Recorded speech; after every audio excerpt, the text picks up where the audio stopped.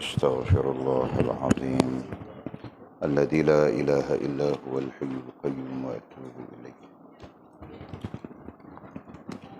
اللهم صل وسلم وبارك على سيدنا محمد وعلى آله وصحبه في كل لمحة ونفس عدد ما وسعه علم الله.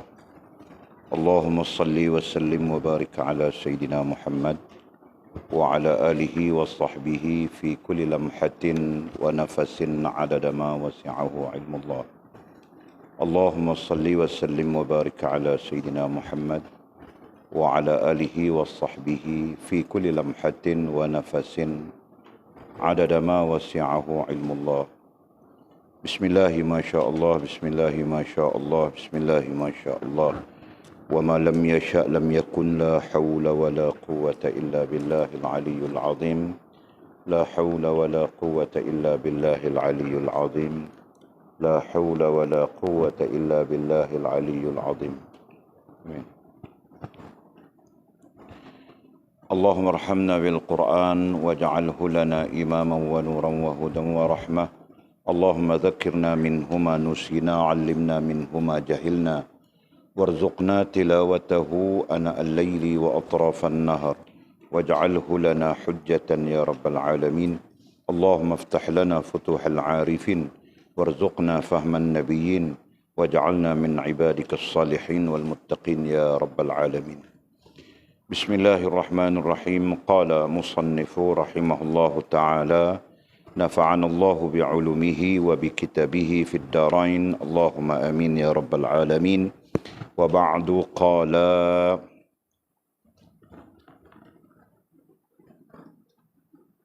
celakalah kamu. Itu.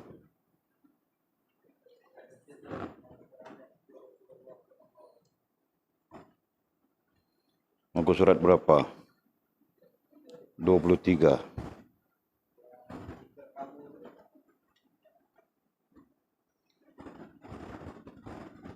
Nah, kita ambil dari situ saja. Wa ba'du qala, celakalah kamu. Berapa banyak kamu sudah menolak dan mengambil keringanan. Seseorang penolak itu adalah pengkhianat.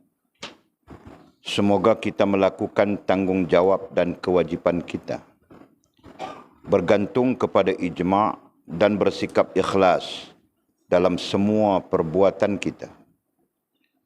Nescaya kita akan selamat dari ancaman Allah. Maka bagaimanakah apabila kita berani mentakwil dan menolak azimah, yakni hukum asas, kemudian mengambil kemudahan atau keringanan, yakni rukhsah, yang dihadiahkan kepada kita, maka akan hilanglah azimah dan akan hilang pula orang-orang yang memiliki pengetahuan dalam hal itu. Ini suatu yang tidak mungkin berlaku. Masa kini adalah masa orang mengambil keringanan, yakni rukhsah. Bukan masa untuk melaksanakan hukum-hukum syariat yang asasi, yakni azimah. Masa kini adalah masa riak, munafik, dan mengambil harta tanpa jalan kebenaran. Banyak orang yang salat, puasa, menunaikan haji, membayar zakat, dan melakukan sesuatu kebaikan demi seorang makhluk, bukan demi Khalik. Dengan demikian, maka jadilah penduduk bumi ini sebagai lubang makhluk yang lebur dalam makhluk lain. Ingatlah, tanpa adanya Khalik, maka semua penduduk bumi ini mempunyai hati yang beku. Namun ia mempunyai nafsu dan kesombongan yang bergerak memburu harta dan kemewahan semata-mata. Hidupnya suatu hati itu ialah apabila dia telah keluar daripada makhluk dan berdiri bersama Allah secara maknawi, yakni abstrak. Kerana suatu perangkaan tidak mungkin ditampilkan dalam kedudukan ini hidupnya hati dengan mengikuti perintah Allah, menjauhi larangannya, sabar bersamanya atas segala cobaan dan dugaan yang diberikannya atas qada dan qadarnya. Wahai hamba, serahkanlah kepadanya segala sesuatu yang sudah ditentukannya. Kemudian berdirilah bersamanya sesudah itu. Setiap sesuatu itu memerlukan asas. Kemudian di atasnya berdirilah bangunan. Lantas tetaplah dalam keadaan demikian sepanjang waktu, baik siang maupun malam. Celakalah engkau. Berfikirlah engkau mengenai masalah dan urusanmu, dan berfikirlah engkau mengenai hati. Apabila kamu melihat bahawa dirimu mempunyai kebaikan, maka bersyukurlah engkau kepada Allah. Sebaliknya, apabila kamu melihat keburukan, maka bertaubatlah engkau kepadanya. Dengan tafakkur itu, akan hiduplah agamamu dan akan matilah syaitanmu. Oleh yang demikian, dikatakan, berfikir sesaat lebih baik daripada beribadah selama setahun. Wahai umat Muhammad sallallahu alaihi wasallam, bersyukurlah kamu kepada Allah kerana Dia mahu menerima amalmu walaupun sedikit, dibandingkan dengan amal orang-orang yang terdahulu daripada kamu. Kamu adalah umat yang terakhir, tetapi kamu adalah umat yang pertama di hari kiamat kelak. Barang siapa yang benar di antara kamu, maka tiada kebenaran yang akan menandinginya. Kamu adalah para pemimpin, sementara umat yang lain adalah rakyat kamu. Kamu adalah orang-orang yang selamat, selama kamu tidak duduk dalam lingkungan nafsu, kesombongan, dan perangai yang tidak benar.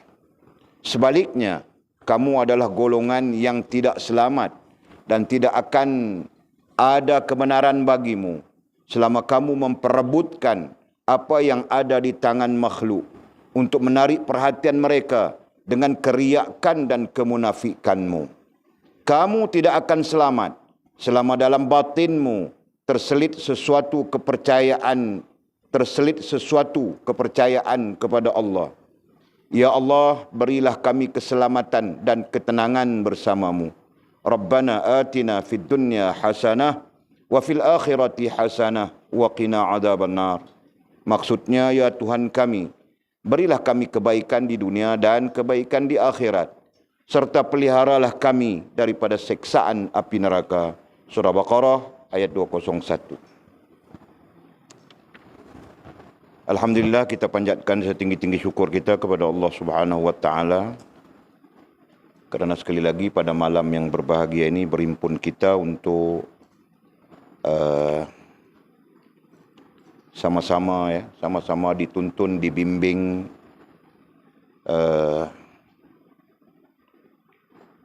oleh Maulana Mursyid kita Syekh Abdul Qadir Jailani rahimahullah ta'ala melalui kitabnya Fathur Rabbani. Mudah-mudahan perhimpunan kita ini mendapat rahmat Allah Subhanahu wa ta'ala dan sekaligus dilimpahkan kepada kita dengan ilmu kerohanian, ilmu spiritual Islam. Ya, amin ya rabbal alamin.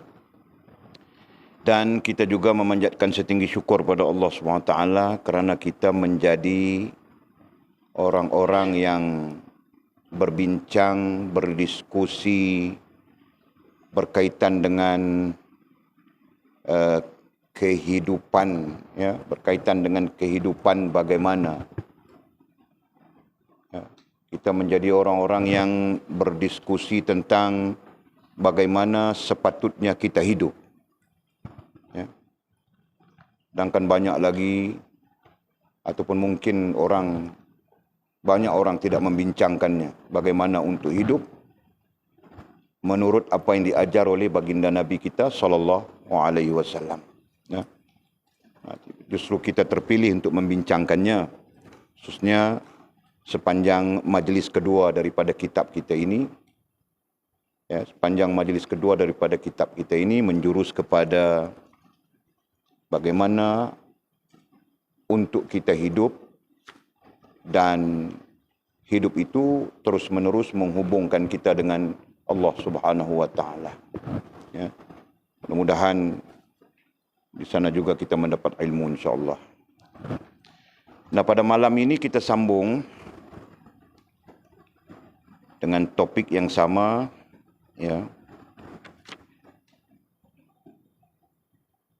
Dengan kata musannif rahimahullahu taala. Nah, Walid sambung dibaca tadi, ya, celakalah kamu. Celaka ini ayatnya, perkataannya terlalu ekstrim sikit. Celakalah kamu, bukan makian ini. Ini bukan makian, ini bukan caci maki, ya. Ini tambih ataupun tazkirah, ya. Tambih artinya peringatan. Ya. Sama maknanya dengan tazkirah. Nah, celakalah kamu, kamu boleh menjadi celaka. Kita boleh menjadi celaka. Nah, itu maksudnya. Kenapa? Berapa banyak kamu sudah menolak dan mengambil keringanan? Berapa banyak? Nah, berapa banyak istifhamiyah menuntut kita sendiri berfikir. Kita sendiri bermuhasabah. Berapa banyak sudah kita meringan-ringankan hak Allah, hak agama sepanjang kehidupan kita. Ya. Berapa banyak kamu sudah menolak dan mengambil keringanan. Menolak berarti menolak taklif. Menolak menolak taklif, menolak tanggungjawab. Ya. Menolak menolak taklif. Menolak tanggungjawab. Nah, apa tanggungjawab kita? Ada 5. Ada tanggungjawab yang wajib, ada tanggungjawab yang sunat, ada tanggungjawab yang makruh, ada tanggungjawab yang haram, dan ada tanggungjawab yang mubah ataupun harus. Nah, kelima-lima itu disebut hukum taklif. Nah, hukum taklif, perkataan taklif itu sendiri merujuk kepada dipertanggungjawabkan. Ya. Nah, kita dipertanggungjawabkan dengan 5 perkara itu. Jadi kata musannif, ya, kita akan menjadi orang yang celaka. Kenapa? Kerana banyak sudah kita menolak, ya, menolak taklif dan mengambil rukhsah, mengambil keringanan, rukhsah. Nah, itu teksnya, ya. Jadi pencerahannya adalah seperti kita sebutkan tadi, sepanjang hidup kita berapa banyak sudah kita menolak taklif dan kita mengambil keringanan, mengambil rukhsah dalam bentuk meringankan taklif. Nah, itu maksudnya. Allah, ya Allah, kalau pertanyaan itu dikemukakan kepada kita, kita sendiri, Masya Allah, sesungguhnya kitalah orang yang banyak mengambil ringan. Ya. Nah, kalau bukan kamu orang, Walid. Mungkin Walid lah orang yang paling banyak mengambil ringan perkara-perkara yang taklif. Astaghfirullahaladzim. Mudah-mudahan Allah mengampunkan. Nah, umur 50 lebih sudah. Meringan-ringankan taklif itu sampai umur 50, 51, 52. Lagi 30 hari mau mati. Sempatkah? Sempatkah Allah Subhanahu wa taala mengampunkan? Sempatkah kita membersihkan diri kita daripada kotoran-kotoran, ya, rohaniah? Sempatkah kita membersihkan akidah kita, membersihkan ibadah kita, menyempurnakan adab kita, kan? Padahal masa yang begitu panjang sesuai dengan umur kita. Nah, kita meringankan banyak perkara sudah. Nah, hal ini perlu ditanya kepada diri kita masing-masing, ya. Antara taklif yang 5 itu dengan rukhsah. Nah, kita banyak mengambil taklif atau kita banyak mengambil rukhsah? Pertanyaan itu kemukakan kepada diri kita masing-masing dan kita masing-masing yang menjawab. Okey. Kata musannif, seorang penolak. Nah, seseorang yang menolak Apa yang ditolak? Taklif. Ya. Seseorang yang menolak taklif, yang wajib dia tolak secara wajib. Yang sunat ditolak secara sunat. Yang makruh ditolak secara makruh. Yang haram ditolak secara haram. Kan? Yang harus secara harus. Nah, maksud menolak di sini adalah sebaliknya. Jadi Allah mewajibkan, nah dia tidak wajibkan pada dirinya. Ya kan? Taklif itu mensunatkan. Nah, mungkin dia mewajibkan atau dia tidak peduli langsung. Nah, begitulah yang lain. Jadi, seorang penolak, menolak taklif, itu adalah pengkhianat. Orang yang menolak taklif, menolak tanggungjawab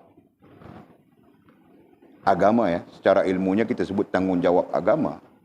Nah, mereka adalah pengkhianat. Pengkhianat kepada apa? Pengkhianat kepada Allah, pengkhianat kepada agama, dan pengkhianat kepada diri sendiri.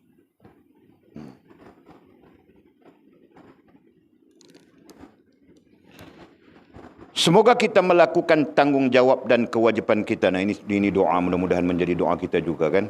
Semoga kita melakukan tanggungjawab. Tanggungjawab itu bilang taklif tadi. Dan kewajipan kita dan yang ditaklifkan. Kewajipan yang ditaklifkan. Bergantung kepada ijma'. Nah, bukan kita melaksanakan tanggungjawab taklif itu ikut suka kita. Ya. Kerana ada orang yang menjalankan taklif ikut suka. Berdasarkan kepada andaiannya. Berdasarkan kepada nafsu, hawa nafsunya. Tidak berdasarkan kepada taklif itu sendiri. Ya? Fahamkah? Nah, ada juga orang yang menjalankan tanggungjawab berdasarkan kepada nafsunya. Dalam arti kata yang lain, berdasarkan kepada keinginannya sendiri, bukan berdasarkan kepada agama. Kan? Nah, ini tidak boleh. Semua tanggungjawab yang dipertanggungjawabkan kepada kita perlu dilaksanakan mengikut acuan agama. Nah, itu. Jadi kita tidak boleh sendiri-sendiri begitu kan. Nah, nanti jangan kamu orang mengamalkan solat Isya 2 rakaat saja. Lepas itu, jamak semuanya. Subuh, Zuhur, Asar, Maghrib, dijamakkan dalam waktu Isya. Dijamakkan sudah, 2 rakaat saja. Ini kamu orang ikut apa ini? Ya. Nah, di Sabah banyak orang mengamalkan itu. Aku tahu semuanya itu. Jadi dari mana? Kalau taklif bukan begitu. Nah, kan? Nah, berarti mengamalkan agama secara rukhsah, secara ringan, secara keringanan. Nah, tidak lain dengan mengikut andaian, begitu. Bukan mengikut ijma' di sini. Bergantung, nah kalau kita, tadi doanya mursyid kita, semoga kita melakukan tanggungjawab taklif dan kewajipan kita bergantung kepada ijma'. Nah, maksudnya bergantung kepada kesepakatan ulama'. Nah, jangan kita ikut kepala kita. Jangan kita ikut andaian kita. Jangan kita ikut nafsu kita. Nah, kalau mau ikut nafsu kita, solat pun tidak perlu. Kan?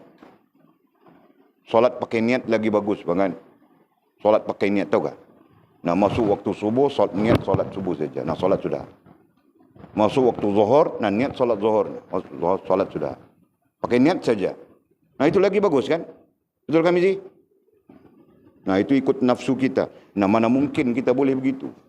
Kenapa? Karena baginda Nabi kita SAW dalam dalil-dalil perbuatan, ya, dalil-dalil perbuatan selain daripada dalil-dalil perkataannya, nah dia melakukan solat itu. Bukan main niat saja. Kan? Nah, itu contohnya. Jadi apapun keadaan kita perlu mengikut ijma'. Ijma' artinya kesepakatan para ulama. Para ulama ahli haq. Nantinya kita belajar para ulama ahli batil pun ada juga. Para ulama ahli haq. Ya. Nah, khususnya tabi'in, sahabat, tabi'in, tabi'in. Nah, kemudian salafus saleh, nah itu perlu dipilih.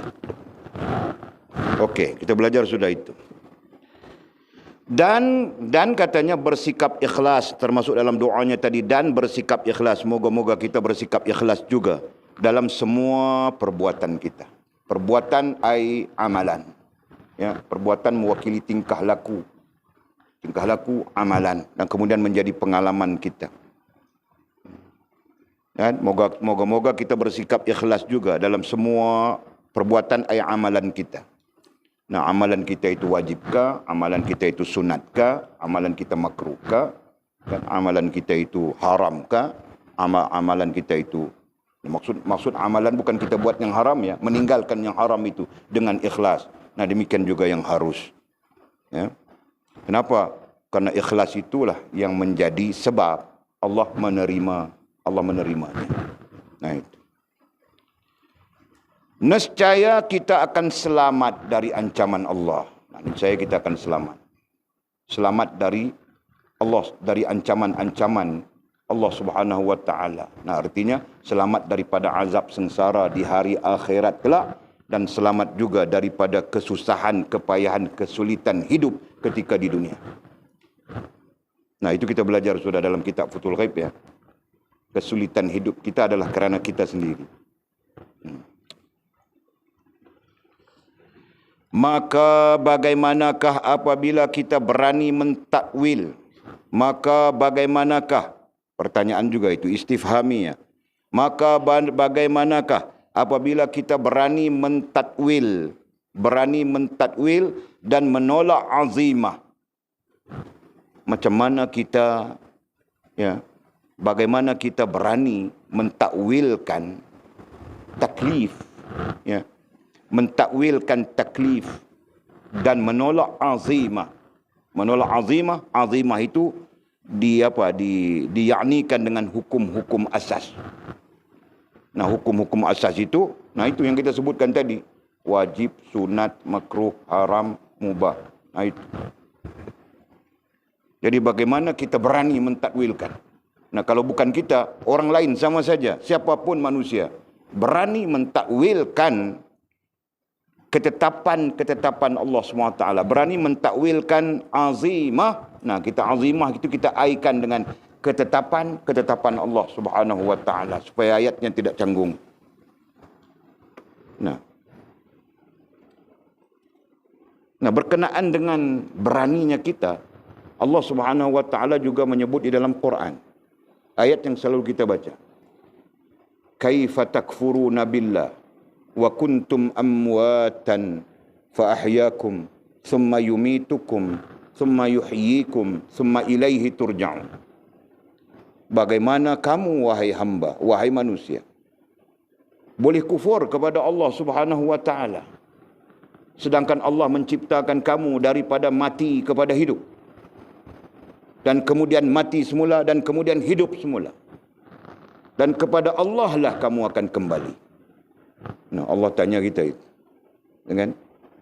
Nah, jadi persoalannya, bagaimana kamu boleh kufur? Bagaimana kamu boleh engkar? Bagaimana kamu boleh menolak? Bagaimana kamu boleh menafikan Allah Subhanahu wa taala, Tuhanmu yang menciptakan, yang menentukan hukum dan sebagainya? Nah, terkait dengan soalan yang disebut oleh musannif kita, oleh mursyid kita. Maka bagaimanakah apabila kita berani, nah di sini bilang kita berani mentakwil. Nah, takwil itu berarti kita apa tadi? Mencari jalan, itu kan? Takwil secara umumnya bermakna mencari jalan. Mencari jalan apa? Mencari jalan untuk menolak azimah, untuk menolak ketetapan-ketetapan Allah Subhanahu wa taala. Nah, sememangnya itu sikap manusia. Ya. Apabila dia mau menolak ketetapan Allah, dia akan mencari jalan. Ya kan? Dia akan cari saja jalan. Begitu begini dengan tujuan untuk menolak ketetapan Allah Subhanahu wa taala. Nah, ketetapan itu nanti kita bilang syariat. Nah, ada syariat akidah, ada syariat ibadah, ada syariat adab. Nah, mau tolak itu, maka dicarinya jalan. Dia pun fikir macam mana, aku tidak mau solat macam mana. Oh, aku datang bulan. Aku bilang aku datang bulan. Bangkil bilang dia datang bulan. Mana kau datang bulan bangkil, kau tu jantan bah. Kecuali Buasir saja. Itu. Yang lain cari jalan begitu, cari jalan begini, cari jalan begitu. Nah, manusia sangat pandai mencari jalan untuk menolak ketetapan Allah SWT. Ya. Jadi moga-moga kita tidak begitu. Faham tak? Mizi? Allah SWT menetapkan bahawa lelaki ajnabi tidak boleh memandang aurat wanita ajnabi. Nah, itu ketetapan Allah SWT, Mizi. Kau jangan marah aku. Kau mau marah saja. Jadi kau pun jangan tengok-tengok. Sama ada ramai-ramai ataupun diam-diam, sorang-sorang. Nah, bilang Ekal tidak mau berdosa dalam diam. Kan? Jangan. Nah, itu. Kenapa? Karena di sana ada ketetapan Allah Subhanahu wa taala sudah. Okey? Nah, itu contoh.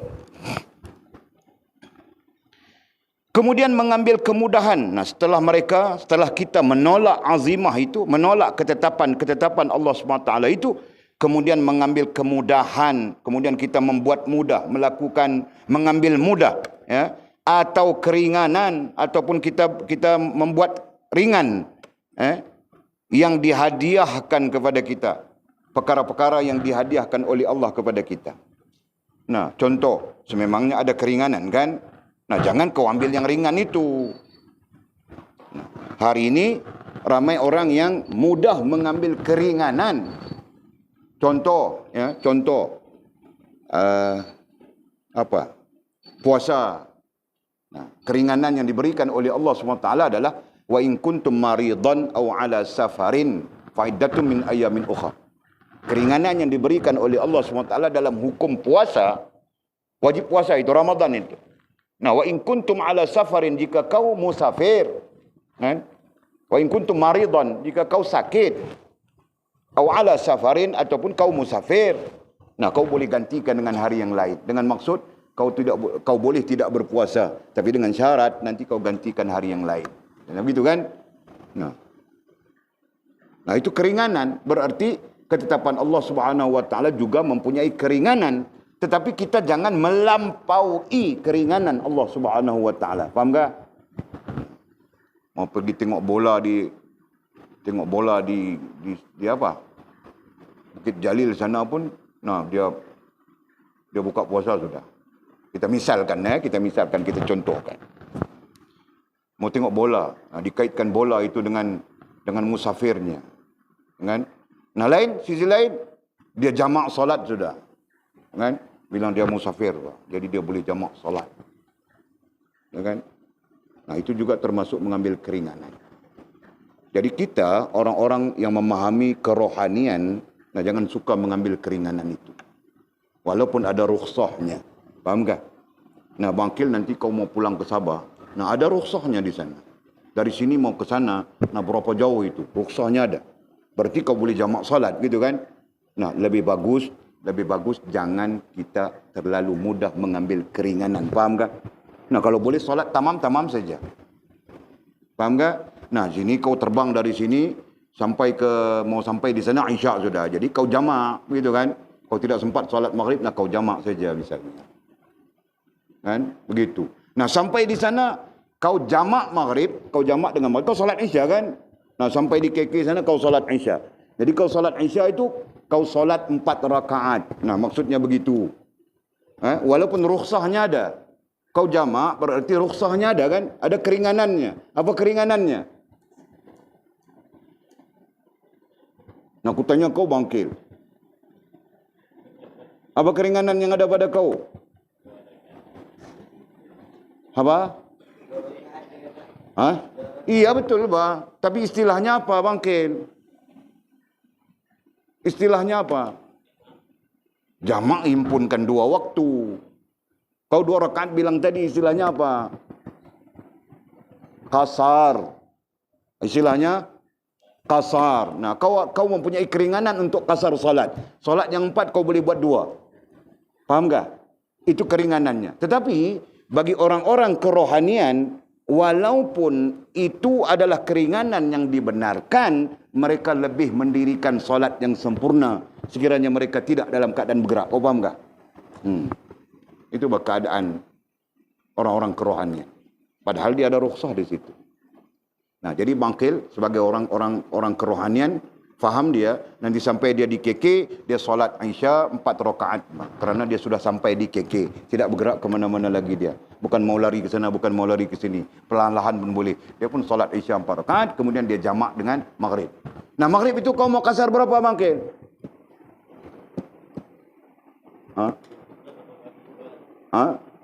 Buat 2 rakaat. Maghrib kau buat 2 rakaat. 3 rakaat. Nah, kau 3 rakaat berarti kau sembahyang penuh kan? Boleh kasar kah? Kau mau kasar maghrib boleh kah? Boleh. Nah, kalau kau mau kasar maghrib, kau buat berapa rakaat? Kau jangan kacau dia, Mizi. Aku sedang menguji ilmunya ini. Dia mau jadi imam besar, kau tahu kah? Kalau tidak imam besar, dia jadi mudim besar. Nah, sekarang kita uji dia. Macam mana makil kau tanya Mizi buat apa? Mizi pun sesat tu. 1 rakaat. Allah, ya Allah, kau ni makil. Bilang makil dia nanti jamak dengan Isya. Jadi dia kasarkan maghrib itu jadi 1 rakaat saja. Ngarut kau bangkil, kau belajar lain bangkil. Itu salah tu. Jangan dia buat itu. Belajar. Lihat ijma' para ulama kita. Nah, itu yang sebut tadi itu ijma'. Buat sesuatu amalan berdasarkan kepada ijma'. Berarti berdasarkan kepada kesepakatan ulama'. Nah, jangan ikut kepala kita. Kalau ikut kepala kita tidak solat lagi bagus. Kenapa? Aku sibuk-sibuk ini, aku kelang kabut ini, aku musafir ini. Nah, itu andaian-andaian yang kita akan masukkan sebagai sebagai hujah kita untuk melaksanakan keringanan, betul kan? Jangan begitu. Nah, persoalannya, apakah salah orang-orang yang menjamakkan solatnya? Tidak salah. Boleh tidak mengatakan salah, ya? Itu boleh. Cumanya sisi orang-orang kerohanian, mereka melihat kepada kesempurnaan ibadah. Nah, ibadah yang sempurna itu tetap 4, Pak. Gitu kan? Kalau solat zuhurnya 4, solat asarnya 4, solat isyaknya 4, itu yang sempurna. Nah, yang lain-lain itu namanya keringanan. Jelas? Nah, kita boleh mengambil keringanan dengan syarat kita memang betul-betul berada di keadaan-keadaan safar yang menuntut kita bergerak cepat, misalnya. Nah, itu tidak apa. Nah, kalau kita sampai di situ tidur dan sebagainya lagi, boleh ronda-ronda keke, tengok itu, tengok ini, tengok orang tidak pakai seluar di tepi pantai itu, nah itu boleh. Tiba-tiba kita mau kasar, jamakkan solat, buat apa? Nah, misalnya, gitu kan?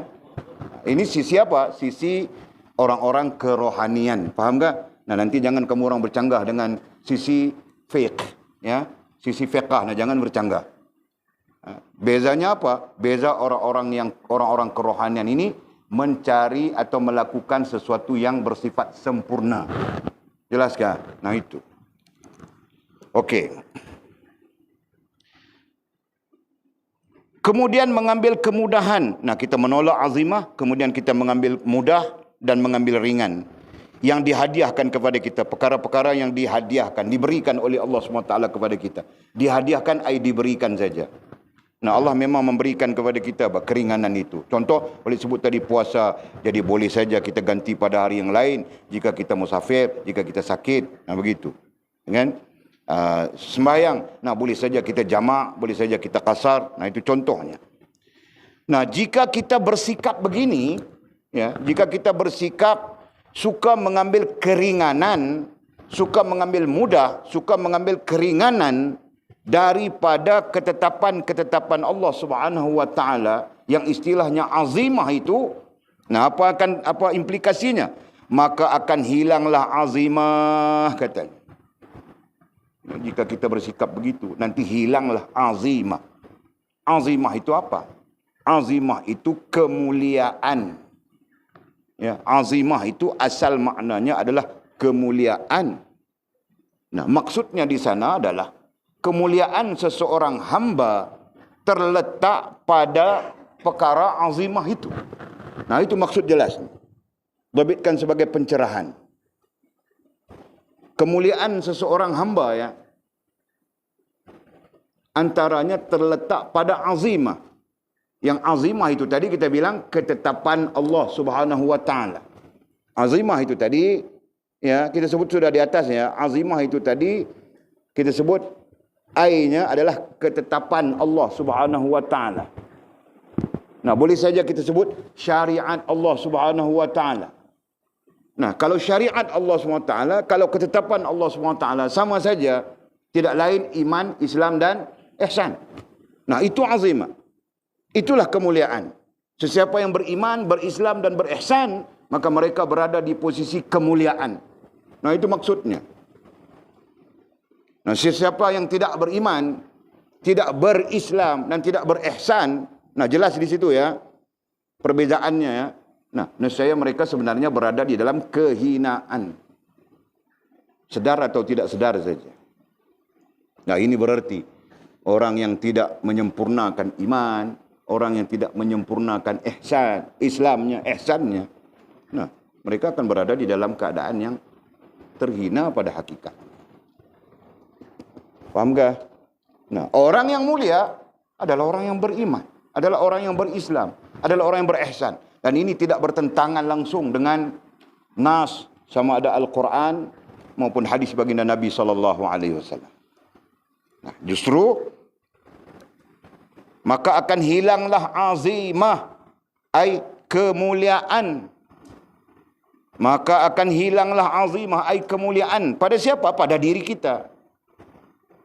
Nah, hilang kemuliaan pada diri kita. Ya, sesuai dengan Allah SWT menjadikan kita ya, makhluk yang namanya manusia dalam apa? Dalam makna literatur, makna makna lafzi, makna lafaz Al-Quran adalah yang terbaik. Laqad khalaqnal insana fi ahsani taqwim. Nah, setengah mufassir mengatakan takwim itu dengan sebaik-baik kejadian. Betul kan? Nah, sisi lain ada ayat lain yang mendukung.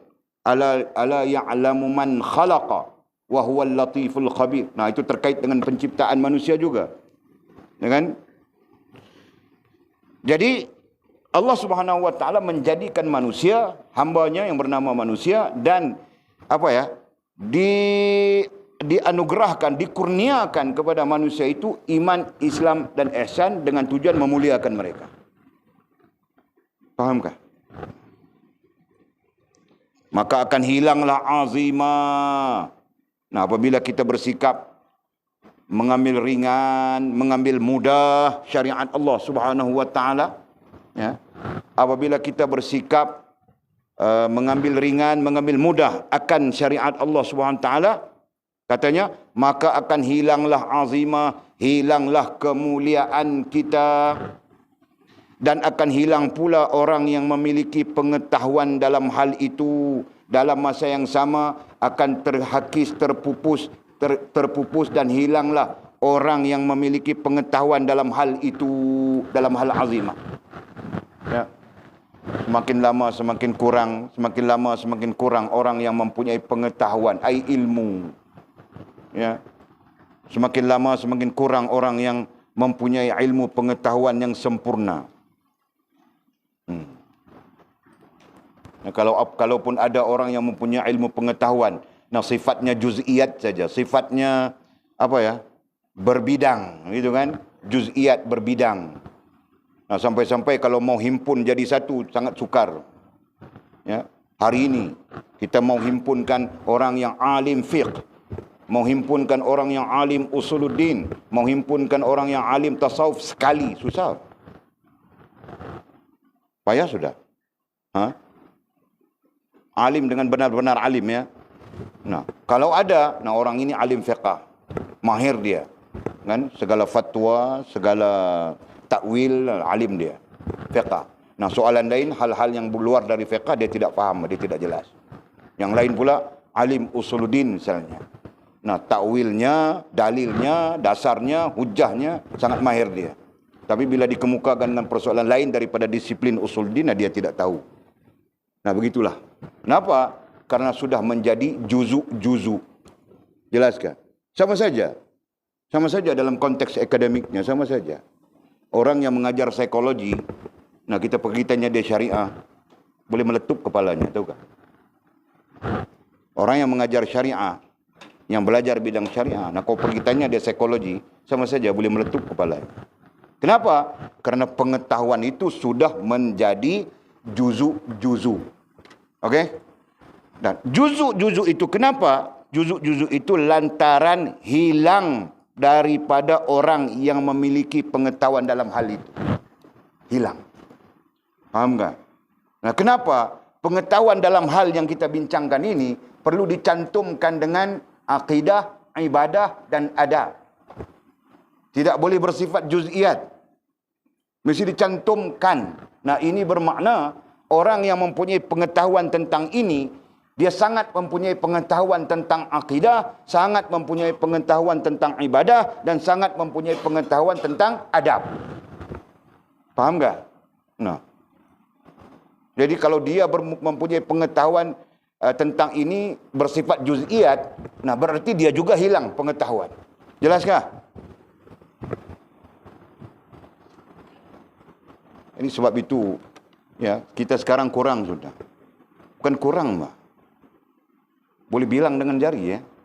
Kalau kita tunjukkan siapa lagi yang ada yang taraf mereka tuan-tuan guru misalnya. Nah, kalau ada pun tuan-tuan guru baru, dia pun pening lalat juga. Kan? Tuan-tuan guru yang mahir, ya, yang mempunyai kemahiran selain daripada dasar akidah, ibadah dan adab. Nah, dia mempunyai kemahiran dalam mantik, mempunyai kemahiran dalam balaghah, mempunyai kemahiran dalam badi', mempunyai kemahiran dalam ma'ani, mempunyai kemahiran dalam tafsir, mempunyai kemahiran dalam tiada sudah. Ya. Nah, sampai-sampai kamu orang yang menjadi murid pun tidak pernah dengar nama-nama ilmu itu, kan? Kenapa? Karena tidak ada orang yang mengajarnya. Nah, semakin lama semakin hilang pengetahuan. Ya. Nah, kenapa? Kerana manusia semakin banyak, semakin ramai, semakin banyak hamba-hamba Allah lebih senang mengambil keringanan. Ya, lebih senang mengambil keringanan, lebih senang bersifat mudah dalam hal agama, dalam hal syariat Allah Subhanahu wa taala. Ya, kerana itu sebutkannya, maka akan hilanglah azimah, yakni kemuliaan, dan akan hilang pula orang yang memiliki pengetahuan dalam hal itu. Hilang. Memiliki pengetahuan dalam hal itu maksudnya pengetahuan dalam hal kerohanian. Ya, hal itu ai kerohanian. Nah, itu kalau kita spesifikkannya sesuai dengan perbincangan kita adalah topik kita adalah kerohanian. Nah, ramai yang hilang pengetahuan kerohanian. Perlahan-lahan hilang, ramai juga hilang orang yang berpengetahuan tentang syariat. Semakin ramai hilang pengetahuan tentang akidah. Semakin ramai hilang pengetahuan tentang ibadah. Semakin ramai juga hilang pengetahuan tentang adab. Nah, akhirnya kalau ada pun ustaz-ustaz di tengah-tengah masyarakat mengajar orang macam mana mau mudah masuk syurga saja. Amal selawat itu, amal zikir ini, nah, itu saja pengajaran yang timbul di tengah-tengah masyarakat sekarang. Betulkah? Betulkah boleh cakap? Nah, itu yang terbanyak, Pak. Nah, pergi mengajar dengan ustaz ni, dia ajar kita macam mana amalan mau masuk syurga Firdaus. Nah, dia pun baca ini, kau bacakan ini. Jadi itu bukan termasuk di dalam azimah, bukan. Ya kan? Padahal kita belajar sudah, ya, daripada Futhul Ghaib ini pun kita belajar sudah. Yang wajib mesti dilaksanakan secara wajib. Yang sunat itu bersifat memberi apa? Memberi kebaikan, mengelokkan kekurangan-kekurangan kita, kelemahan-kelemahan kita di dalam perkara wajib. Nah, itu saja. Ya kan? Jadi jangan kita mempermudahkan, ya, dan jangan kita suka mengambil ringan itu. Takut nanti hilanglah azimah, hilanglah kemuliaan. Nah, kenapa hilang azimah? Hilang iman, hilang Islam, hilang ihsan. Nah, kerana itu. Ya. Ataupun mungkin hilang itu sesuatu yang sangat ekstrim. Nah, cacat iman kita, cacat Islam kita, cacat ihsan kita. Nah, hilang. Okey. Dan yang Walid takut sangat, lebih takut, ya, hilang pula orang yang memiliki pengetahuan dalam hal itu. Nah, ini kita takuti. Hilang orang-orang yang memiliki pengetahuan tentang kerohanian. Nah, siapa yang mau mengajar kita? Nanti kalau rohaniah kita buta, siapa yang mau menjadi tabib untuk mengubat kebutaan rohaniah kita? Kan? Siapa yang mau menjadi bomo untuk menjampi-jampi supaya rohaniah kita yang sakit itu nantinya sihat? Nah, itu kiasan ya, majaz saja ya. Siapa yang mau tolong ubat, tolong membersihkan rohaniah kita yang kotor? Siapa? Nah, ketika itu kita meraba-raba, kita sendiri pun meraba-raba dalam kebutaan. Kan? Nah, kau raba-raba-raba, dia bilang, akulah mursyid, dia bilang. Oh, mursyid. Nah, tuan mursyid dapat ilmu daripada mana? Kau buta kan? Kau pejam mata begitu kan? Bangkil begitu. Tuan mursyid dapat ilmu, aku dapat ilmu daripada Gunung Kinabalu, bilang. Jadi kau pun tiba-tiba terpegun saja kerana dia bertapa di Gunung Kinabalu. Nah, kau pun ikut dia. Lepas itu dia sesat, kau pun sesat sama. Nah, itu yang terjadi sekarang. Ya, yang terjadi sekarang itu kita cenderung mengikut orang lain yang kita takjub kepadanya. Betul kan? Nah, itu yang terjadi. Kadang-kadang kita tajuk pada seseorang itu. Nah, kita ikut saja. Apa dia bilang, kita ikut saja. Dia pun bilang, mau mudah masuk syurga, jadi baca doa ini. Kita pun baca doa itu. Nah, itu yang terjadi sekarang. Bukan ilmunya sendiri. Faham tak? Bukan ilmu yang kita pelajari, maklumat yang kita kutip, kemudian menjadi ilmu, dan kita mengguna pakai ilmu itu. Bukan. Jelas tak? Yang kita kutip ini maklumat saja ya. Nah, boleh jelaskan sudah itu. Daripada siapapun kau dengar, daripada siapapun kau kutip, daripada siapapun kau himpun di dalam pikiranmu untuk kau fikirkan, nah itu semuanya maklumat. Dia akan menjadi ilmu apabila akalmu dan hatimu sepakat dengannya. Nah, ketika itu baru dia jadi ilmu, kan? Nah, itu diajar sudah dalam dasar. Selama mana akalmu dengan hatimu tidak sepakat dengan maklumat yang kau terima, maka selama itu dia tidak menjadi ilmu. Jelas? Jadi, yang kita perlu amalkan adalah ilmunya, bukan maklumat. Jelas? Nah, sekarang kita tidak mendapat ilmu, kita cuma tahu begitu. Nah, kita amalkan juga. Kenapa? Karena umur 50 sudah, mau mati sudah, tidak mau amal lagi kah? Kan? Jadi kita pun amalkan. Nah, sementara kita mengamalkan itu, kita cuba bersepakat dengan akal dan hati kita. Ya? Kita cuba untuk bersepakat di antara maklumat yang kita ada dengan akal dan hati kita. Betul kan? Supaya dia menjadi ilmu. Faham tak? Nah, di sanalah kenapa orang-orang yang memiliki pengetahuan dalam hal kerohanian itu diperlukan. Jelaskah? Nah, karena mereka yang mempunyai pengetahuan itu nantinya menapis. Apa yang kita rasakan sudah menjadi ilmu bagi kita, ditapis. Oh, ini boleh, ini tidak boleh. Kau salah berfikir begini, kau salah merasakan begini. Rasa yang benar begini, rasa yang tidak benar begini. Siapa yang akan mengajar kita, menunjukkan kita itu? Tidak ada yang lain, Pak, melainkan orang yang mempunyai pengetahuan tentang kerohanian. Fahamkah? Nah. Jadi Walid harap mudah-mudahan kamu orang, Pak. Kalau Walid boleh 50%, kamu orang boleh 100%. Ya, boleh menunjukkan kepada orang-orang yang tidak tahu nantinya. Faham tak? Jadi kita pun berdepan dengan masyarakat kita yang paham ibadah saja. Dengan yang lain paham akidah saja. Janji akidah sini mau bagus, luar tidak apa-apa. Ada yang paham gitu. Jadi dalam sana siapa yang mau tahu bagus tidak bagus? Nah, dia main nombor ekor saja. Beratur dia. Orang bilang, kenapa kau main nombor ekor? Kenapa? Ini salah ni. Jangan. Luar itu Allah tidak pandang. Yang Allah pandang di dalam. Dia bilang. Kau mau jawab apa? Ya. Banyak yang begitu kan? Banyak juga yang berpegang dengan fahaman itu. Kamu orang tahu tak? Nah, nanti belajar, faham. Nah, buat kajian. Bukan salah. Kita buat soal selidik, nah kita tanya-tanya saja. Ada soalan-soalan gitu kan. Tanya saja, tengok bagaimana mereka punya fahaman mereka. Kita tahu itu. Nah, Walid ketika buat PhD Usuluddin pertama, Syarif Hidayatullah Jakarta, nah itu soalan Walid. Nah, kita bertanya daripada 100 responden, nah semuanya berpahaman macam Walid cakap tadi. Dalam apa, bos? Luar tidak apa. Siapa yang ngajar kita begitu? Hah? Nah, dia pun berpegang dengan hadis Nabi juga bilang. Nah, Nabi bilang apa? Innallaha la yanzuruna ala suwarikum bal yanzuruna ala qulubikum. Allah tidak melihat kita punya luaran. Allah melihat dalam saja. Jadi dalam mau bagus. Luar mau minum arak kah? Mau berzina kah? Mau apa kah? Tidak ada hal. Allah tidak lihat itu. Yang Allah melihat di sini. Nah, dia berzina saja. Tapi dia bilang dalamku ini bagus begini. Boleh pakai ke mangkil? Jadi jelas kan? Nah, orang yang berpemikiran begitu terlalu banyak. Ya, siapa yang mau membetulkan?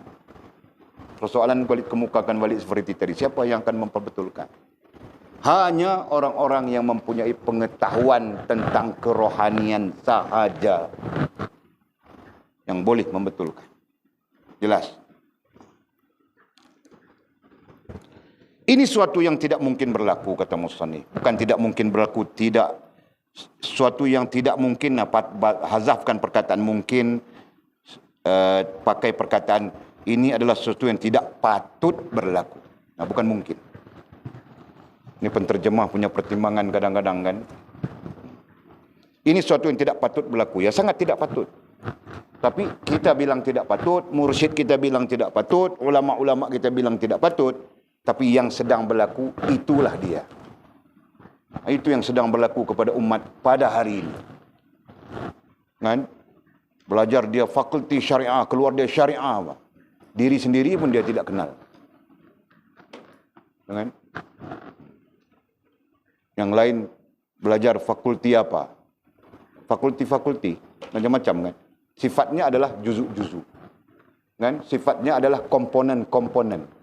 Jadi tidak boleh menjadi satu diri. Faham tak? Nah, akhirnya dia tergantung begitu. Pemikirannya, perasaannya, ilmunya tergantung. Terawang-awang gitu. Kenapa? Karena dia tidak mampu untuk menjadikan, ilmunya itu tidak dapat menjadikan satu diri ilmu. Kan?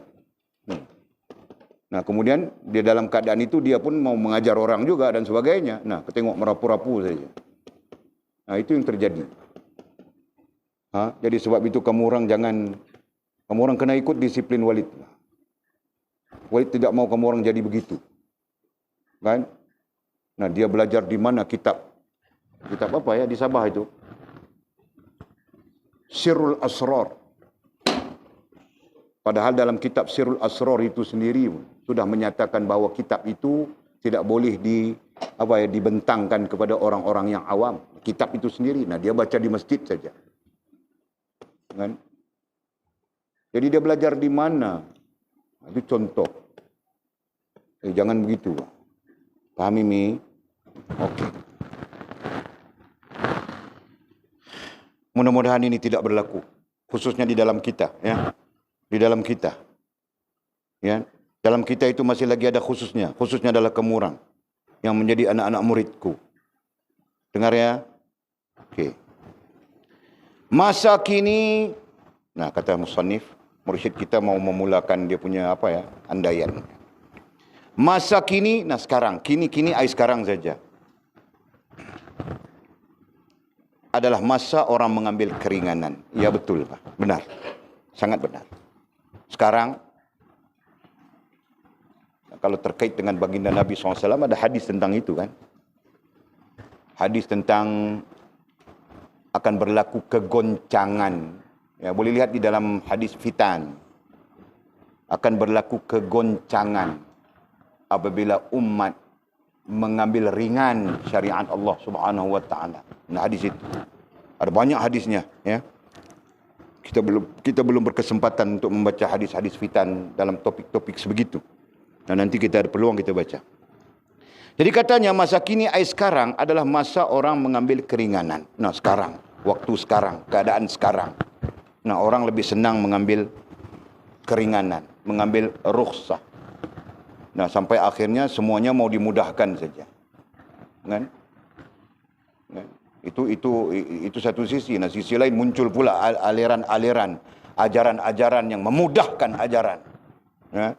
Dengan berdalilkan dengan agama itu mudah, Islam itu mudah, dan mudah saja. Jadi dia tinggal di Batuas, mau pergi ke Penang, ke pulau sana, nah boleh jamak sudah, sembahyang. Alasannya cross laut. Nah, kamu orang belajar nanti ya, mazhab Wahabi. Kan? Bukan mazhab Ibnu Taimiyah ya. Jangan salahkan Ibnu Taimiyah di situ. Karena Ibnu Taimiyah berpegang teguh dengan mazhab Hambali, mazhab Imam Ahmad Ibnu Hanbal. Jadi dalam hal ini tidak ada kena-mengena dengan Ibnu Taimiyah, Ibnu Qayyim dan sebagainya. Hal ini hanya kena-mengena dengan Muhammad bin Abdul Wahhab. Nah, dialah yang mendirikan satu mazhab sendiri dengan meletakkan cross laut saja boleh jamak sudah. Faham tak? Nah, walaupun rumah mertua kau di sini, rumah mertua kau di sana, rumah kau di sini, nah kau perlu cross laut bahkan apa itu? Pulau, dengan nah kau boleh jamak solat sudah. Nah, dari sini nampak baru rumah mertua kau, pulau sana saja. Nah, kau mau cross, kerana crossnya laut, kau boleh jamak bangkil. Nah, kalau kau mau mazhab Wahabi itu, nah kau pakai bah. Nah. Ini apa? Nah, inilah penyelewengan dalam ajaran dengan sikap permulaannya adalah mengambil mudah dan mengambil ringan. Faham tak? Nah, itu. Masya Allah, mudah-mudahan Allah mengampunkan kita. Mudah-mudahan Allah mengampun ke semua orang yang terlibat dengan kita. Satu masa dulu ibu bapa kita pun tidak tahu, nah dia pun ringankan juga, mengambil ringan juga kan. Sampai anaknya umur 20 tahun tidak solat pun dia tidak cakap apa. Biar saja dia. Kenapa? Dia pun tidak solat. Kan? Kemudian anaknya 20 tahun bekerja sudah. Pun dia tidak suruh solat juga. Kenapa? Takut potong elon tembakau. Nanti kalau disuruh solat anaknya, dipotong elon tembakau nanti. Nah, dia terus tidak suruh. Kan? Nah, itu juga termasuk mengambil keringanan. Kan? Nah, yang namanya ayah, yang namanya ibu, wajib memerintahkan anaknya mendirikan solat. Begitu kan? Nah, jangan kita mengambil ringan, mengambil mudah. Nah, katanya masa kini sekarang adalah masa orang mengambil keringanan. Nah, sekarang orang suka ambil keringanan itu. Suka buat mudah. Bukan masa untuk melaksanakan hukum-hukum syariat yang asasi. Ya. Sampai-sampai sekarang bukanlah bermaksud syariat itu perlu dilaksanakan terus, begitu kan? Nah, bermaksud mengambil mudah, orang mengambil ringan dan mengambil mudah sampai tidak melaksanakan hukum-hukum syariat yang asasi azimah itu. Sampai tidak melaksanakan hukum-hukum syariat yang asasi ketetapan yang asas. Nah, kalau dari segi ketetapannya wajib, sunat, makruh, haram, harus itu. Kalau dari segi ketetapan hukumnya, nah, sembahyang, puasa, zakat, haji, nah itu. Faham tak? Nah, semua orang buat ringan saja. Nah, sekaranglah masanya. Semuanya diringankan.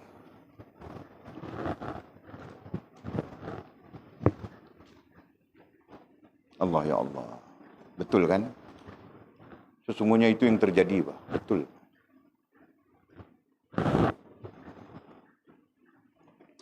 Masa kini adalah masa riya. Allah ya Allah. Masa kini sekarang. Nah, sekarang orang buat apapun yang mereka lakukan, apapun yang mereka amalkan, berdirinya amalan itu dengan riya. Mudah-mudahan tidak kita kan. Na'udzubillah ya Allah. Ampunkanlah. Peliharalah kita daripada sifat-sifat yang merusakkan ini.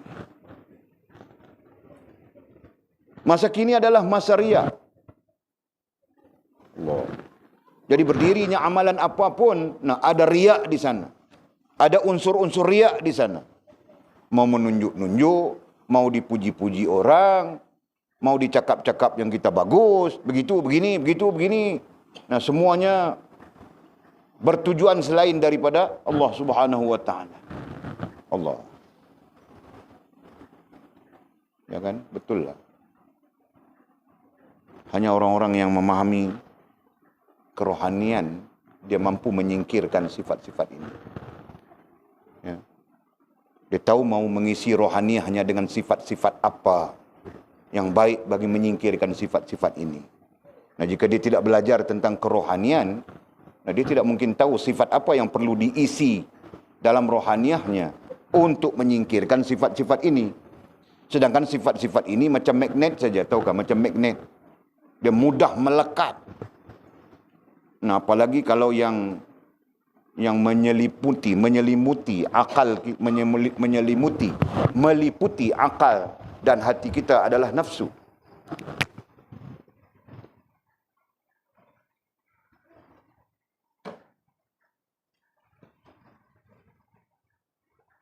Nah, ini maksud balik. Ya, nafsu meliputi akal dan meliputi hati kita. Nah, ketika itu apapun yang dilakukan, ya, apapun yang dilakukan semestinya akan terkait dengan riya. Semestinya akan begitu. Saya ikhlas, saya ikhlas. Nah, ikhlas itu bukan bercakap dengan mulut. Betul kan? Nah, ikhlas itu perkara rohaniah, perkara rasa dan perasaan. Mana mungkin, seperti mana Walid sebutkan tadi, mana mungkin dia boleh meletakkan rasa dan perasaan yang betul, ikhlas, sekiranya dia tidak pernah memahami apa itu rasa dan perasaan, apa itu hati, apa itu akal, betul kan? Nah, semua itu berada di dalam ilmu tentang kerohanian, betul? Allah, ya Allah. Jadi di sana sangat jelas ya, menunjukkan kepada kita pentingnya ilmu kerohanian. Nah, pentingnya objek kita, diri kita sendiri sebagai objek untuk pakai ilmu tentang kerohanian itu. Nah, maka kita simpulkan ilmu diri, ilmu tentang diri, sebagainya. Ya kan? Allah. Okey. Apa lagi? Masa kini sekarang adalah masa riak. Munafik. Nah, ada lagi buat kataannya. Munafik. Masa kini termasuk masa sekarang juga. Nah, orang-orang beramal, dirinya amal dengan munafik. Mudah-mudahan Allah pelihara kita ya. Ya, mudah-mudahan Allah Ta'ala pelihara kita. Kita doa supaya tidak munafik beramalan kita, walaupun sedikit. Sedikit saja amalan kita. Tapi yang sedikit itu kita mohon pertolongan Allah dipelihara daripada kemunafikan. Ya. Kenapa? Karena ini semua adalah perusak amal. Bukan setakat perusak amal, bahkan perusak hubungan kita dengan Allah Subhanahu wa taala. Ini antara racun-racun yang sangat berbisa merusakkan hubungan kita dengan Allah Subhanahu wa taala. Allah, ya Allah. Apa lagi? Dan masa kini juga, sekarang orang suka mengambil harta tanpa jalan kebenaran. Nah, ini semua benar, sangat benar. Ya. Allah. Mudah-mudahan kita tidak terlibat. Ya Allah. Takut saja rasa. Mengambil harta tanpa jalan kebenaran. Ini apa ya? Tidak amanah, gitu kan? Tidak amanah, tidak jujur dalam perjanjian, dalam hak orang lain dan sebagainya. Nah itu, huraian mudahnya begitu saja. Hari ini orang berebut-rebut harta, pandai-pandai ubah batu sempadannya, macam-macam terjadi sudah. Yang lain-lain menipu harta anak yatim dan sebagainya. Allah, tanpa rasa takut, tanpa ada rasa takut kepada Allah SWT. Nah, ini terjadi sekarang. Sekarang semua terjadi begini. Subhanallah. Mudah-mudahan kita tidak termasuk. Tidak termasuk, insyaAllah. Banyak orang yang salat. Nah, kata mursyid kita. Banyak orang yang salat, puasa, menunaikan haji, membayar zakat, dan melakukan sesuatu kebaikan. Nah, ada lagi kebaikan-kebaikan yang dibuat. Macam-macam kebaikan yang dibuat. demi seorang makhluk,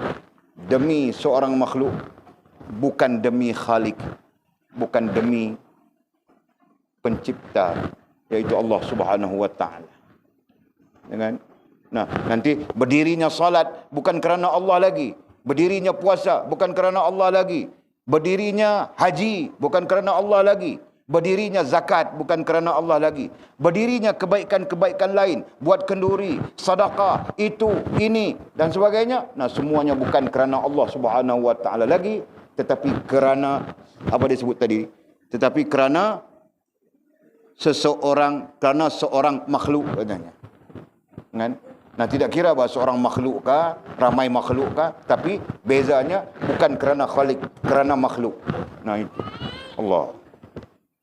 Kenapa ini semua terjadi? Jawapannya kerana tidak mempunyai pengetahuan tentang kerohanian. Nah, ini masalahnya. Kadang-kadang orang pikir apa? Orang pikir ikhlas itu boleh dicakap-cakap begitu jadi terus. Padahal baginda Nabi SAW mengajar tentang ikhlas. Artinya ikhlas itu perlu dipelajari. Faham tak? Nah, sama hal-hal yang lain. Taubat perlu dipelajari. Zuhud perlu dipelajari. Sabar perlu dipelajari. Syukur perlu dipelajari. Begitulah seterusnya. Nah, itu semua tentang kerohanian.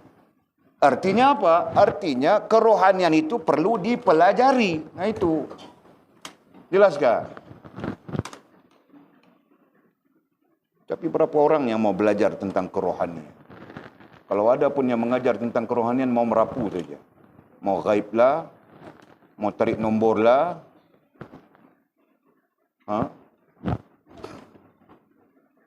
Itu yang susah. Kan? Tapi bersandar atas nama kerohanian. Kan? Allah ya Allah. Nah, sekarang kita faham sudah ya. Banyak orang solat, puasa, menunaikan haji, zakat, melakukan kebaikan-kebaikan, tapi bukan untuk Allah, bukan demi Allah, bukan tujuannya Allah, bukan kerananya Allah, sebaliknya kerana makhluk.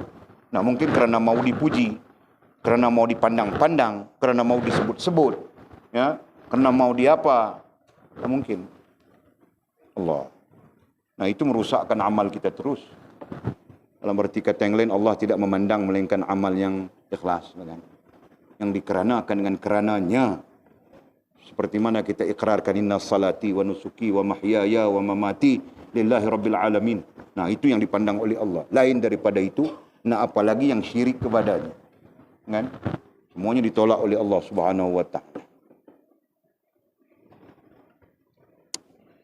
Dan demikian maka jadilah. Dengan demikian maka jadilah penduduk bumi ini. Nah, ini kesimpulannya. Dengan demikian maka jadilah penduduk bumi ini sebagai lubang makhluk. Jadilah penduduk bumi ini. Nah, kita kan orang yang menempati bumi walaupun masih ada banyak makhluk yang lain. Nah, kita bercakap fokusnya kita saja. Nah, dengan demikian maka jadilah penduduk bumi ini sebagai lubang makhluk yang lebur dalam makhluk lain. Nah, apa maksudnya? Makhluk terpengaruh dengan makhluk. Nah, itu maksudnya.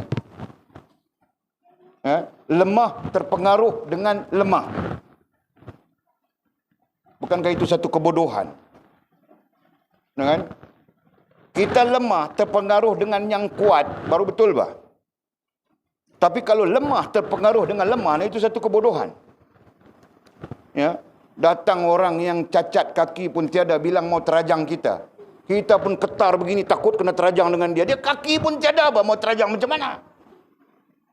Faham tak?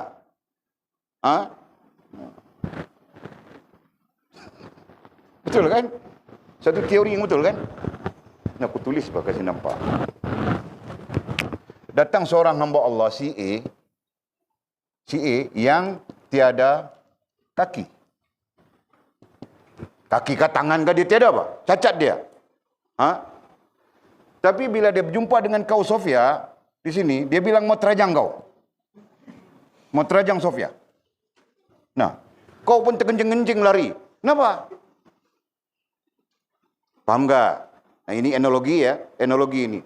Jadi andaiannya Kalau kita terpengaruh dengan apa yang kita mau sebut ya, orang yang tiada kaki tadi mau terajang kita, kita terpengaruh, berarti kita bodoh, Pak. Kan? Faham tak? Jadi manusia dalam keadaan bodoh, membodohkan diri. Apabila yang kita sebutkan tadi, ya, apabila mendirikan amal bukan dikarenakan dengan kerana Allah yang Maha Kuasa, yang Maha Agung, tapi dikarenakan dengan kerana makhluk yang lemah seperti kita. Jelaskah? Faham, Jong? Nah, jadi kalau kawan itu dia buta, dia apa? Tangannya kudung, dia bilang mau tampar kau. Kau senyum saja sudah. Atau kau pergi dekat, kau tamparlah, suruh dia tampar. Kalau kau berani tampar, bilangnya. Itu ya, kan? Allah ya Allah. Subhanallah. Nah, kita jangan menjadi seperti yang kita sebutkan di sini, atau kita menjadi makhluk yang lebur dalam makhluk. Lebur itu perkataannya, airnya adalah terpengaruh. Ya, lebur air terpengaruh. Sebab itu kita belajar dalam Futhul Ghaib, istilah yang kita gunakan ialah kita perlu bebas daripada pengaruh makhluk, benda, hal dan perkara. Nah, 4 itu.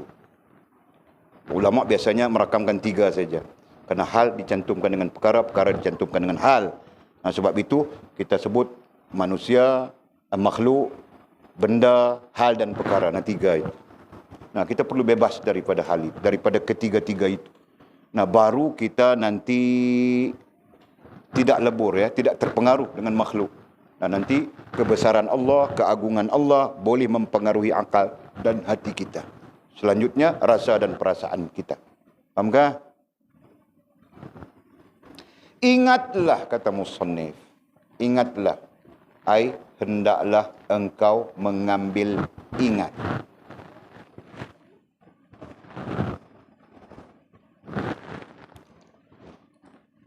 Nah, termasuk hendaklah engkau mengambil ingat itu supaya engkau tidak meringan-ringankan, supaya engkau tidak memudah-mudahkan. Supaya kita tidak meringan-ringankan, supaya kita tidak memudah-mudahkan. Ya? Nah, sebab itu hendaklah engkau mengambil ingat. Tanpa adanya Khalik, tanpa adanya Khalik, Khalik itu maknanya pencipta. Ya? Kalau kita belajar melalui dasar asasul usul kita, nah itu disebut rububiyah. Ya, ada 3 komponennya: pencipta, pemilik, pentadbir. Ya kan? Komponen rububiyah. Pencipta, pemilik, pentadbir. Nah, di sini kita gunakan kita sebut satu istilah saja. Khalik itu dengan makna pencipta. Dan tidak ada pencipta melainkan Allah Subhanahu wa taala. Jadi justru tanpa adanya Khalik, tanpa adanya pencipta, Allah Subhanahu wa taala, maka semua penduduk bumi ini mempunyai hati yang beku. Maksudnya apa? Maksudnya jika tanpa Allah Subhanahu wa taala yang sifatnya pencipta, pemilik, pentadbir yang kita sebutkan tadi. Ya. Jadi kalau kamu orang suka, dhabitkan saja rububiyah di situ supaya kita faham referensinya, rujukannya. Tanpa adanya Khalik, pencipta, pemilik, pentadbir.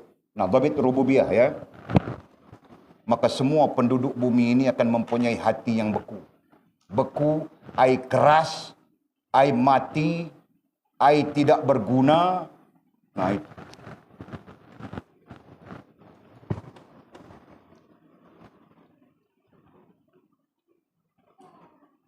Jadi fakta ini mau menunjukkan kepada kita betapa pentingnya hubungan dengan Al-Khaliq itu. Betapa pentingnya hubungan dengan Khaliq. Yakni hubungan dengan Allah Subhanahu wa taala. Fakta ini mau menunjukkan itu.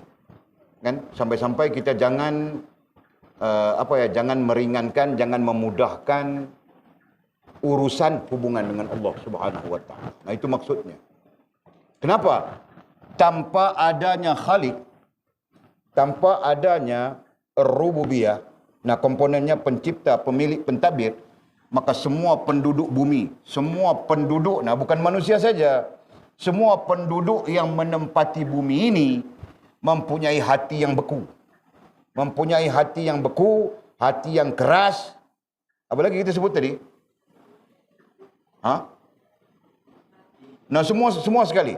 Beku, keras, mati, tidak berguna, jahat. Nah kalau mau tambah lagi pelak, boleh pak. Akan mempunyai hati seperti itu. Nah sekarang pun begitu sudah manusia kan? Iya, betul pak.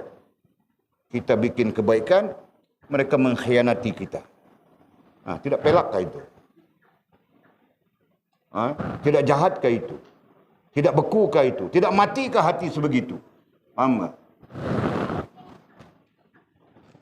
Allah ya Allah. Nah, semua penduduk bumi, bukan manusia saja. Nah, nanti ayam pun keras hatinya, ayam itu. Tengok kita, dia mau makan kita saja. Kita mau makan dia, dia pun mau makan kita. Buka siang saja dia mesyuarat di ujung sana. Macam mana kita mau makan mizi? Macam mana kita mau makan anjing? Nah kalau kita mau makan mizi dengan anjing, kita mau makan dari mana? Sebab dia orang ni besar daripada kita. Nah dia pun mencadang-cadang saya. Kita makan dia punya bebet dulu. Tahu tak? Allah ya Allah. Namun katanya, namun ia mempunyai nafsu dan kesombongan. Nah, apabila hati penduduk bumi tadi ya, penduduk bumi ini mempunyai hati yang beku dengan konsep yang kita sebutkan tadi, keras, jahat dan sebagainya.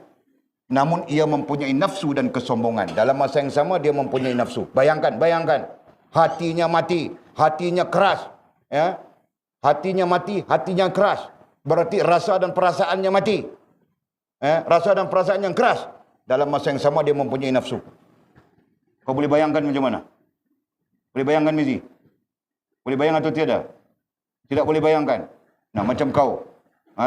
Hati keras. Macam batu. Macam kayu. Dalam masa yang sama nafsu kau membuak-buak. Nah itu jam kau rogol orang saja Mizi. Tahukah? Faham tak? Nah. Tanpa ada perasaan, lalu depan dia saja rogol terus. Macam ayam-ayam kita itu.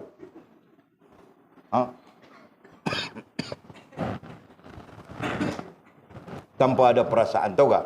Kenapa tanpa ada perasaan? Kerana hati beku, hati keras, hati mati. Nah boleh saja kita sebutkan hati yang berpenyakit dan sebagainya. Nah itu contoh ya, Mizi tidak ada kena-mengena dengan yang hidup maupun yang telah mati. Bahkan kau sekalipun, kau sebenarnya soleh sudah. Alhamdulillah.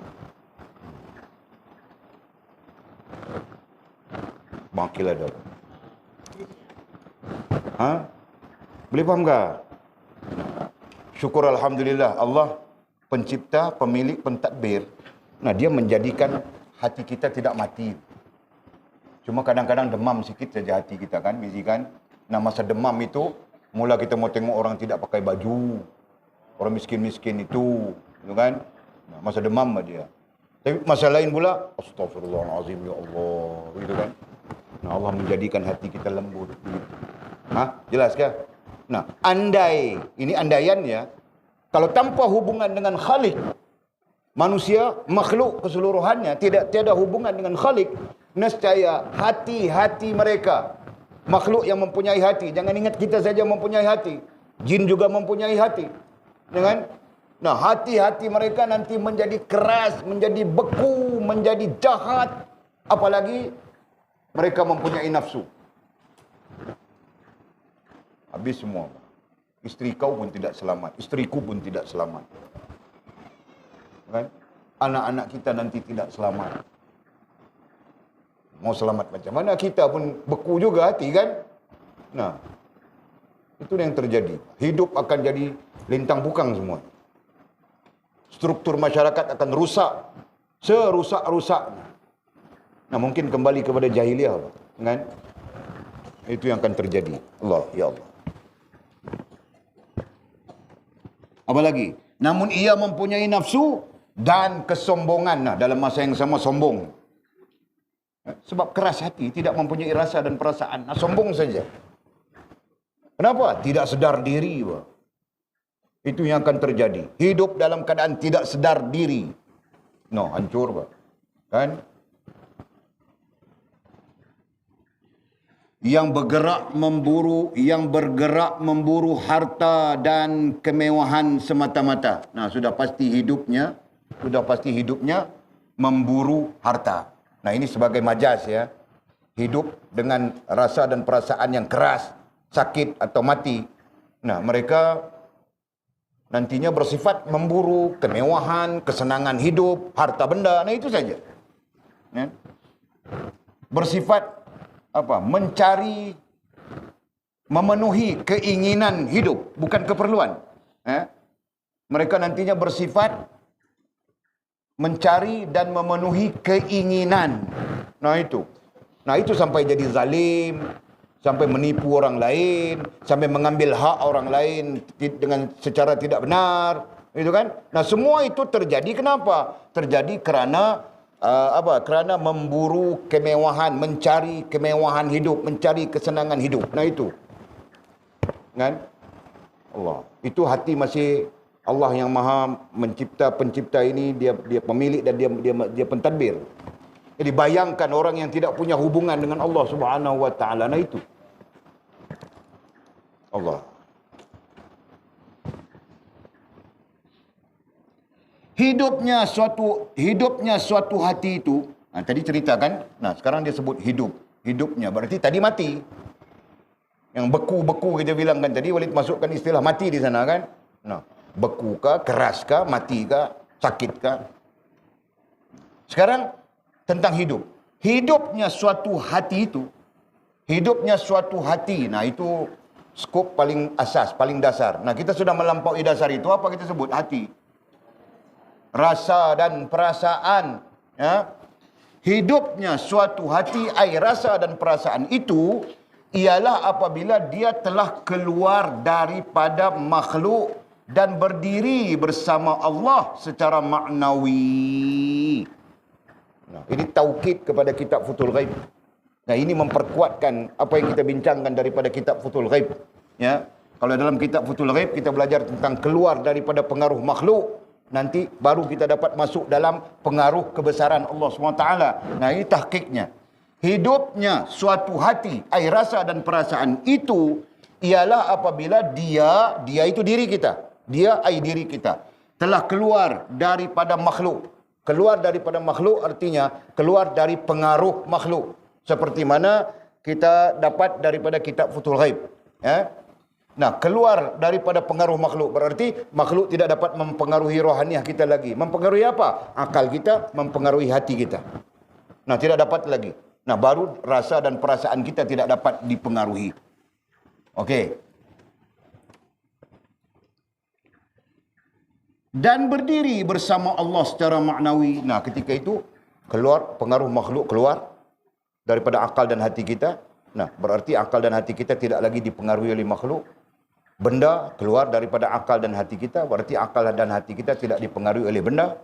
Kemudian hal dan perkara keluar daripada akal dan hati kita, berarti akal dan hati kita tidak dipengaruhi lagi oleh hal dan perkara. Nah, ketika itu barulah berdiri bersama Allah. Barulah rohaniah kita, akal dan hati kita dapat berdiri bersama Allah secara maknawi. Apa maksud secara maknawi? Secara maknawi ataupun pada hakikatnya. Itu istilah.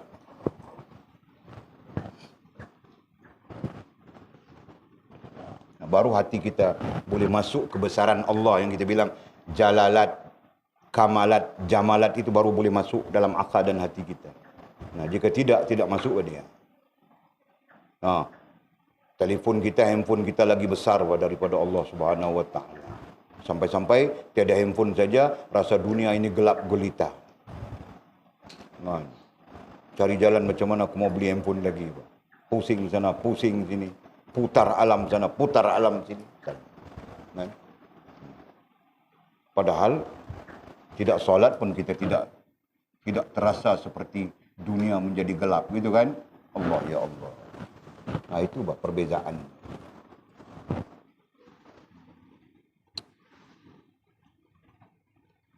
Okey. Jadi, berdiri bersama Allah secara maknawi, faham sudah ya? Walid tidak mau mentakwilkan perkataan maknawi itu. Ini penterjemah saja. Kan? Kalau dalam teks Arabnya disebut haqiqah. Berarti bersama Allah Subhanahu wa taala secara hakiki, secara hakikat, pada hakikat dan sebagainya. Nah, itu tidak pelik kan? Allah bersama dengan orang yang sabar. Innallaha ma'as sabirin. Nah, apa maknanya? Nah, Allah bersama dengan orang sabar pada hakikatnya. Itu kan? Okey. Kerana suatu perangkaan tidak mungkin ditampilkan dalam kedudukan ini. Kerana suatu perangkaan tidak mungkin ditampilkan dalam kedudukan ini. Apa maksudnya ini? Nah, perangkaan ai andaian. Tukarkan dhabitnya itu dulu. Kerana suatu perangkaan ai andaian tidak mungkin ditampilkan dalam kedudukan ini. Maksudnya apa? Maksudnya hubungan dengan Allah SWT itu tidak semata-mata andaian. Nah itu. Jadi kalau semata-mata andaian mungkin tidak ditampilkan dalam kedudukan. Kita tidak berada di posisi rohani. Nah itu maksudnya. Tidak ditampilkan. Nah apalagi tidak ada kan? Tidak berlaku. Tidak ditampilkan. Tidak berlaku dalam kedudukan ini ai rohani. Nah kasih betulkan ai-nya dulu. Kerana suatu perangkaan ai andaian. Tentang apa? Tentang Allah. Tidak mungkin ditampilkan. Apa dhabitmu ini? Nah, tidak mungkin ditampilkan ai tidak berlaku dalam kedudukan ini ai rohaniah.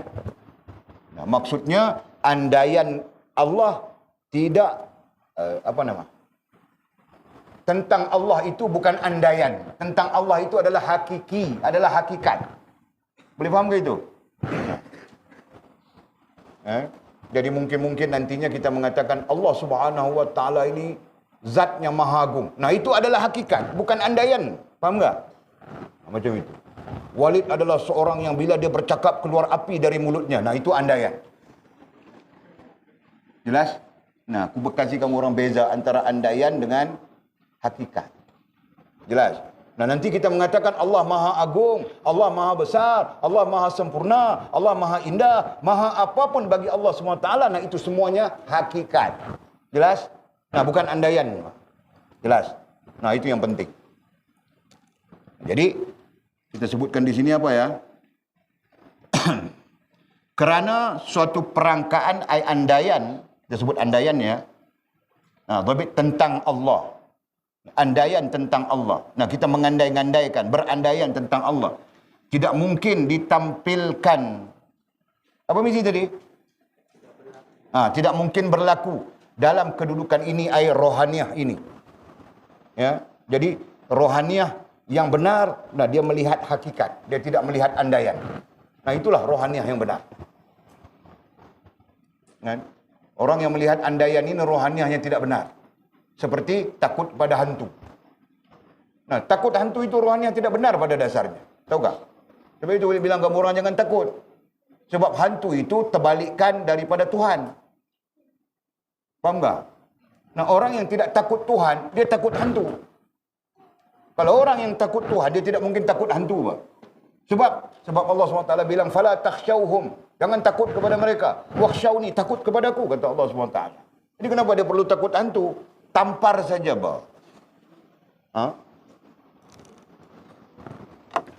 Okey. Hidupnya hati, lagi lanjut ayatnya. Hidupnya hati ai rasa dan perasaan. Nah, kita advance sudah. Hidupnya hati ai rasa dan perasaan kita dengan mengikuti perintah Allah.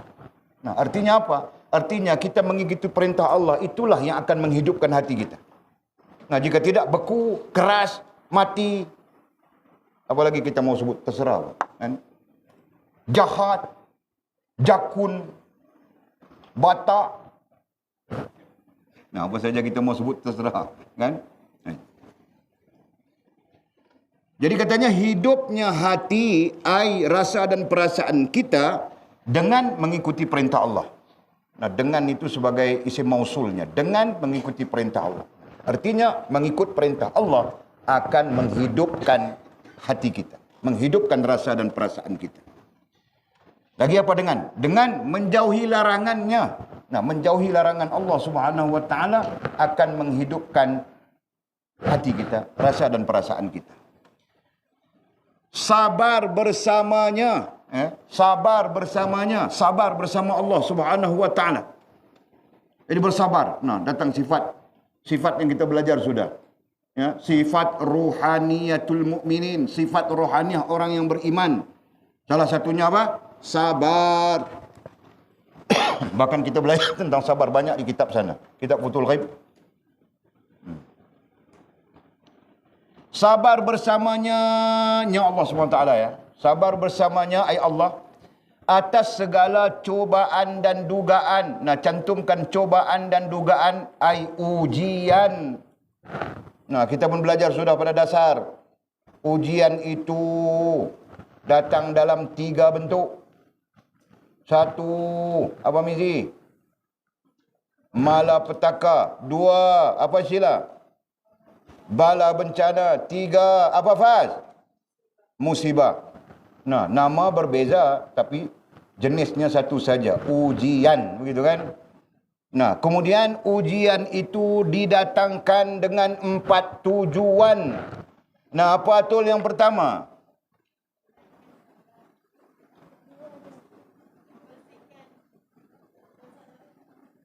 Nah, kau mau cakap saja tergagap-gagap ya. Nanti besok suruh kau cakap pakai mikrofon, kau tahu kah? Menghukum. Nah, jadi kau bagi penerangan tadi kah? Ayatnya menghukum saja. Apa? Nah, okey. Nah, yang kedua apa, Lina?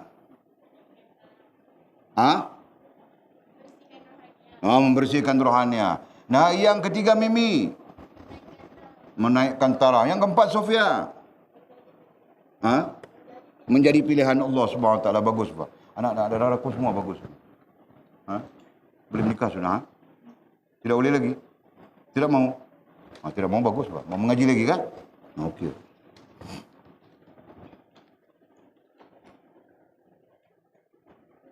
Dan katanya, salah ayat. Menjauhi larangannya, sabar bersamanya atas segala cobaan dan dugaan yang diberikannya atas qada dan qadarnya, atas berkait, terkait, atas berkait dan terkait dengan qada qadarnya. Itu.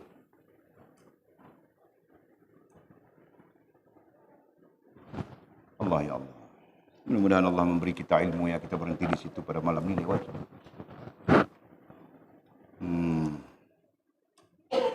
Nah, kita berhenti di situ. Nanti kita sambung wahai hamba. Mana kata musannif? Wallahu a'lam.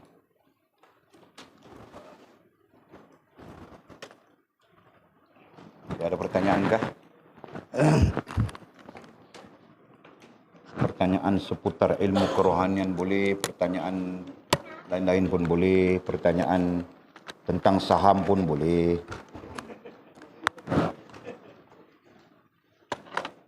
Adakah? Ya, Bangkil. Okey. Kau mau tanya kuat-kuat Bangkil. Kau seorang saja mau dengar soalan kah? Kuat-kuat sikit bos. Keluarkan suara lelakimu itu. Okey. Okey.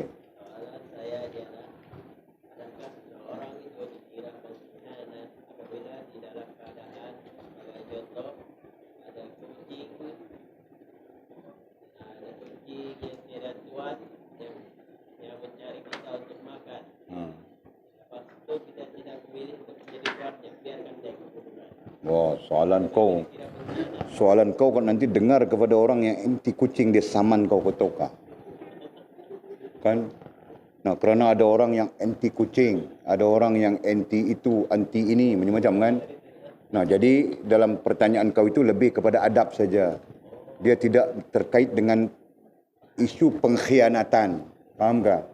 Dia lebih kepada adab. Nah, kucing itu tidak bertuan, datang bising-bising dengan kaki kau, kacau-kacau kaki kau, dia minta makan. Nah, kau pun bagi kasih dia makan. Nah, itu berarti kau beradab dengan makhluk Allah Subhanahu Wa Taala. Nah, begitu. Faham tak? Nah, kalau kau kacau-kacau kau biarkan, kau sepak dia berlambung, belaga pokok itu jatuh lagi, kau sepak lagi. Nah, itu kau tidak beradab dengan makhluk Allah SWT yang namanya kucing. Faham tak? Nah, isu itu terkait dengan adab. Bukan tidak boleh dikaitkan dengan pengkhianatan dan sebagainya. Ya? Kita bercakap tentang pengkhianatan ini menjurus kepada meringan-ringankan syariat Allah Subhanahu Wa Taala. Ya, meringan-ringankan solat ke, wajib, sunat, makruh, haram, mubah itu. Jelas? Okey. Allah. Ada soalan lain? Ya. Apakah mungkin seorang hamba itu mencapai hakikat tanpa melalui tarikat zikir? Ya. Tarikat zikir ini sebagai satu jalan. Kita ada banyak jalan. Tarikat zikir itu sebagai satu jalan. Faham tak? Nah, dia boleh dengan ilmu. Tak. Walaupun tarikat zikir itu adalah zikir. Nah, zikir itu umum. Ilmu adalah zikir. Kan? Amalan-amalan itu adalah zikir. Sebab zikir itu didatangkan oleh Allah. Definisinya qiyaman wa qu'udan wa ala junubihim. Termasuk wa yatafakkaruna fi khalqis samawati wal ard. Nah, jadi persoalan, apakah kita boleh mencapai hakikat lain daripada jalan tarikat? Ya. Para ulama kita ahli sunnah wal jamaah tidak pernah menyifatkan jalan tarikat saja boleh mencapai hakikat. Tidak pernah menyifatkan begitu. Walaupun ada ahli-ahlinya yang ta'assub, mutaakhirnya ta'assub.